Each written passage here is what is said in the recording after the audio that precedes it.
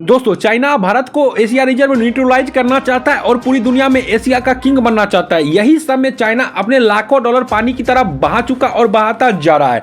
भारत के जितने भी पड़ोसी देश है उन सभी देशों में चाइना अपना पकड़ चाहता है और इसी के तहत मैं आपको बता दूं कि चाइना जिस भी देश में घुसता है वो देश या तो डिफॉल्ट हो जाता है या डिफॉल्ट होने की कगार पर चला जाता है। इसका सबसे प्राइम एग्जाम्पल है श्रीलंका और पाकिस्तान।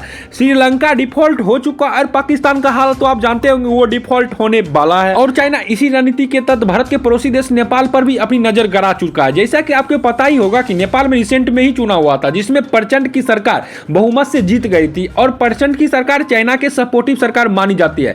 दोस्तों, शुरू में जैसे श्रीलंका ने चाइना के साथ डिफेंस डील करके चाइना से ही लोन लिया था और नहीं चुका पाया था, तो चाइना श्रीलंका का एक पोर्ट कब्जा लिया था 99 साल के लिए।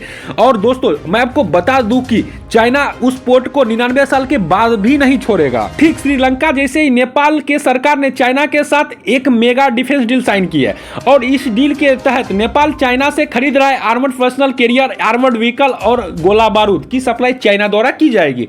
दोस्तों, आपको लग रहा होगा कि इतने छोटे से डील को आखिर हमने मेगा डील क्यों बोला। तो अगर आप ये सोच रहे हैं तो मैं आपको बता दूं कि ये डील लगभग $6 बिलियन का होने वाला है। ये कितनी बड़ी रकम है तो आप जरा इमेजिन करिए कि पाकिस्तान $1 बिलियन के लिए IMF के आगे पीछे घूम रहा और IMF के सारे उल्टे सीधे शर्त भी पाकिस्तान आसानी से मानता जा रहा है। सोचिए, $1 बिलियन के लिए पाकिस्तान ऐसा कर रहा है। वही नेपाल चाइना के साथ तो लगभग कुल $6 बिलियन का सिर्फ डिफेंस डील किया है। और मैं आपको बता दूं कि ये पैसा नेपाल चाइना से लोन ही ले रहा है। अगर नेपाल चाइना का ये लोन सही समय पर नहीं चुका पाता है तो आप देख लेना, नेपाल के भी कुछ इलाका चाइना आसानी से कब्जा लेगा और वर्तमान में तो छोड़ो, भविष्य में भी चाइना वो इलाका नेपाल को नहीं देगा।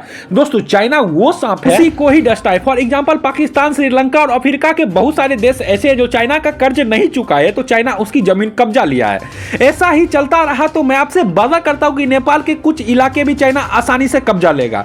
भारत को टारगेट करने के लिए भारत के सभी पड़ोसी देशों में अपना प्रेजेंस बढ़ा रहा है चाइना। इससे भारत को भी खतरा हो सकता है।